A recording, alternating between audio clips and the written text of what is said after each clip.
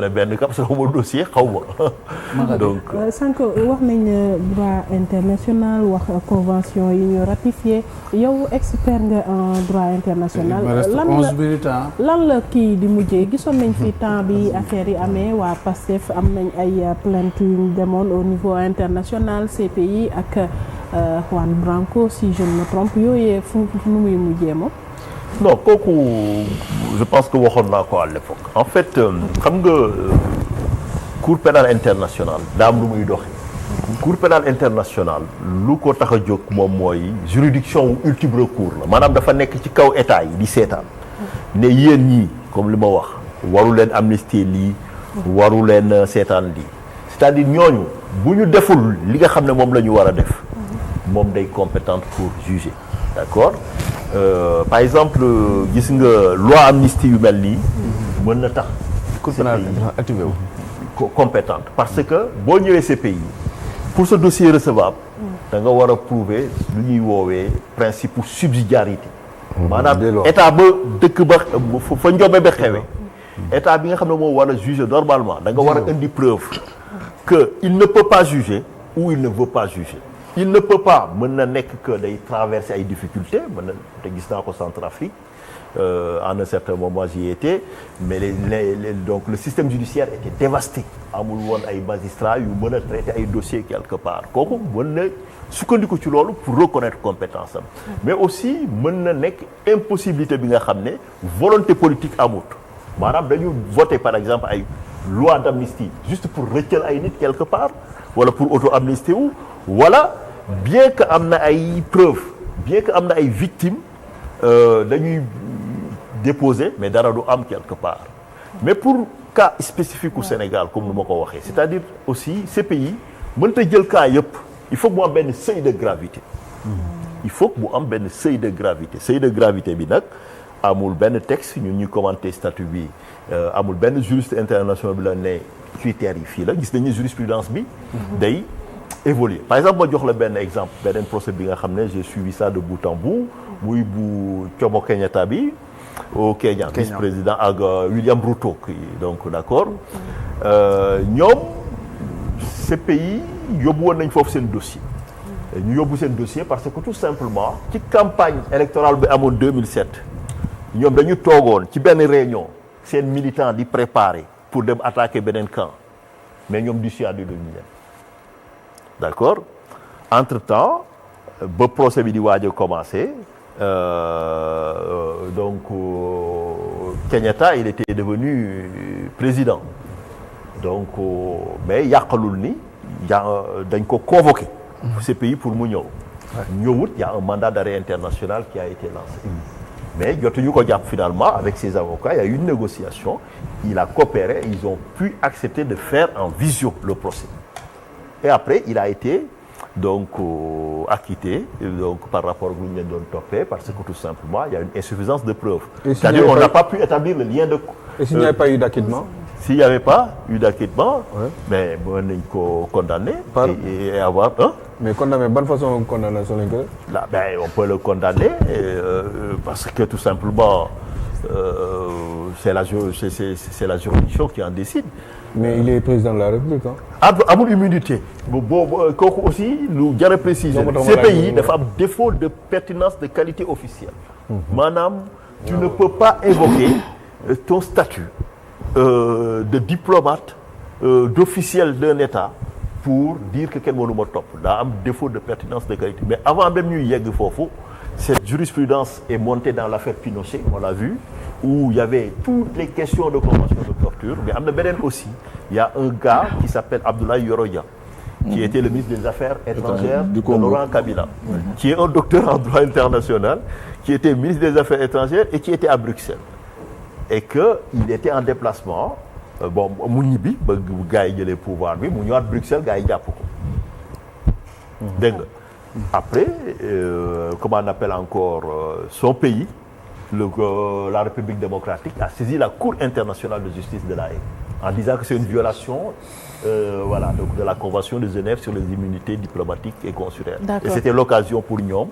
ñu rappeler que ça ne s'appliquait pas pour les crimes internationaux. D'accord, puisque xam naa temps bi xoj ñu mënoon nañu xuus lu bëri ci justice mais temps bi matéw ko. Voilà, mais fu may jeexale parce que j'ai pas répondu boo ko mayee 30 secondes par rapport ak Sénégal cas bi difficulté bu ñu am fii Sénégal moom mooy comme lu ma wax souvent sëy bi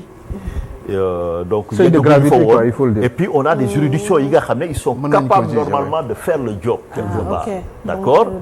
parce que on l'a vu pour jeexal avec la Guinée massacre du stade bi il y avait une enquête qui avait été ouverte. Après il y a eu des missions qui sont parties voir avec le procureur là-bas et quand l'État a commencé à se bouger vous avez vu après le procès donc tout ça ils ont vu qu'il y avait la volonté politique et ils ont suspendu quelque part. D'accord, man fi mu bëggoon ñëw ak yow rek rapidement mooy li nga xam ne nii moo di gis nañ lu fi xewoon rapport Cour des comptes génn na ak ñenn ñoo xam ne nii sax jàpp nañ ne dañoo daal di ne tungaañ suñu ay deniers publics ma bëggoon la laajaale yi tamit yow lan nga xalaat ci par exemple ñu defoon benn éventuelle proposition de loi boo xam ne nii day criminaliser li nga xam ne nii moo di détournement de nos deniers publics naka nga ko gisee ndax lu ni mel ban ak effet non rétroactif tamit. waaw léegi lañ comprendre nga ko. moo préciser. c'est bon en tout cas man lu ma gëm moom mooy. souvent c'est que Sénégal chaque fois boo amee benn affaire rek nit ñi dañuy jàpp ne il suffit que criminaliser ko mu jeex. pourtant rey di c'est déjà criminalisé mais tous les jours nga dégg ñoom rek quelque part. li koy faj mooy peine de mort. non mais même du peine de mort du même loolu. c'est que peine de mort xam nga souvent erreur bu nit ñi di def. maa ngi jégalu maa ngi dévier question bi continué waaw maa ngi dévier question bi. erreur bu nit ñi di def souvent moom mooy ils pensent que il suffit d'avoir la loi pour avoir la vertu. La vertu ça ne se décrète pas maanaam gestionnaire yi. seen ngor seen éthique seen déontologie. tu loi moo koy édicté mën nga criminaliser yóbbu peine bi fu mu nekk et tout ça gis nga même Chine gis nga foofu peine de mort la par rapport ak corruption beeg yooyu tout mais yàqalul nekkaay c'est-à-dire tey lu ñu war a am moom mooy ñu am benn culture responsabilité boobu mooy yóbbu nit ñi ba bu la Cour des comptes gisul bu la kenn gisut yow ci sa bopp da nga koy jommal sa bopp quelque part bon comme li ñuy wax ci olof maanaam nit lu muy gënee moroomam bu sangu du ko summi mooy loolu donc il ne suffit pas nga jëlee benn peine délictuelle yóbbu ko criminel pour mu jeex day mel ni rek gars yi peine bi moo leen di ci donc vertu bi ci boppam kooku nag gouvernance vertueuse boobu tey je pense que gis nañu ko autorité yu bees yi ci la ñu taxaw sànq ba may wax ni tey cëslaay bi mooy Sénégal bu nekkoon bâtiment bu ñu war a tabax mën naa jàpp ne fondation yi ci 12 mois teg nañu ko moom mooy lan moom mooy mbirum justice bi parce que réew bu baaxee justice moo ko defar bu yàqoo justice moo ko defar tey ba ñu demee ba dëkk bi tollu diggante ŋàññi nañ justice mais finalement conseil constitutionnel moo ñu ci génne moo ñu woon stratégie de sortie de crise bi avec ses décisions quelque part kooku rek moom mënoon nekk moyen de régulation bi quelque part donc aussi bu justice wéyee beneen bi moom mooy mbirum gouvernance mbirum gouvernance moom ci lañ ñu taxaw le fait que ñu créer pôle financier bi nga xam ne tey day permettre mu am ay magistrats yi nga xam ne ils sont donc spécialisés en la matière parce que loolu aussi da doon manqué spécialité bi parce que tey avec technique numérique yeeg yooyu tout ça donc contrôle bi ci boppam maanaam boo amee yenn dossiers yi si t'es pas bien formé bien truc doo mën sax déterminer est-ce que vraiment nit ñi def nañ war a defuñu wala ci laale na ceeg yooyu tout ça tey le fait que ñu am ñooñu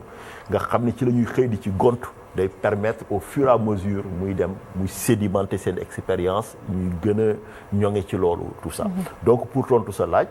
man gëmuma ni le simple fait de faire passer délictuel à criminel quelle que soit infraction kooku dina tax rek mu xeex mbir mi tey lu ñu war a def moom mooy on a vu avec le rapport de la Cour des comptes que am na benn défaillance ci suñu système de contrôle et de gestion des finances publiques tey ñu fexe ba mu bañ a am ay prox ndoll yi nga xam ne nit mën na fa jaar. kooku voilà ñu bañ ci yegg. te pour kii dafa am info sax bu ma gis mooy le FMI confirme la Cour des comptes et évoque une dette cachée de 4585 milliards de francs CFA. gis nañ sax mu di ci samp ay laaj ci rapport boobu mu ne s'agit-il simplement d'un manque de diligence raisonnable de la part du FMI, d'autant plus que le FMI a ignoré les avertissements de l'opposition sénégalaise concernant les fausses déclarations dès 2018. mu ne peut-être s'agit-il plutôt d'une décision délibérée de ne pas examiner les chiffres de trop près autant pour moi, de peur que des transactions n'apparaissent dans le domaine public.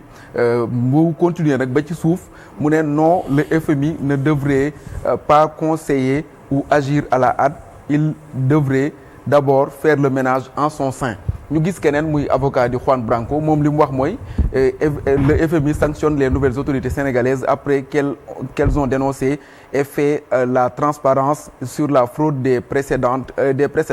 relevant l'existence de 7 milliards d'euros de dettes cachées. Ce système est insupportable de bêtises et de violence. Est-ce que Maître Abdoulaye Tine day partager lu ni mel que ni aussi li am yëpp parce que débat nañ ci ba sonn ci li ñu def Sénégal ci rapport beeg yooyu mais ci institution bu mag boobu ñoom est-ce que ñoom itam amuñu ci benn responsabilité boo xam ne moo am ci li xew ci Sénégal ñu ne y a une dette cachée en plus des chiffres yoo xam ne dañ ko maquillé.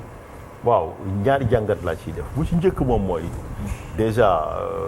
donc xam nga génne nañu rapport Cour des comptes bi am ñu jóg ne dañuy politique nekk ci plateau yu wax expliquer ñu déglu leen bàyyi leen xel et tout ça nangul leen aussi lu ñuy wax même bu dee d'accord ñu ci quelque part tey je pense que FMI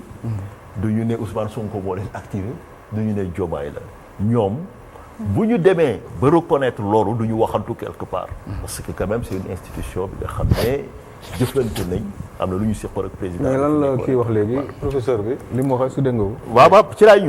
ñëw léegi est-ce que ndax manque de diligence la c'est-à-dire est-ce qu'ils ont ignoré non xam nga. ñëpp alerté woon ñoom Mamadou Lamine Diallo ñëpp doon alerté ak Abdou Mbaye. waaw mais du seen rôle du seen cër institution internationale quand même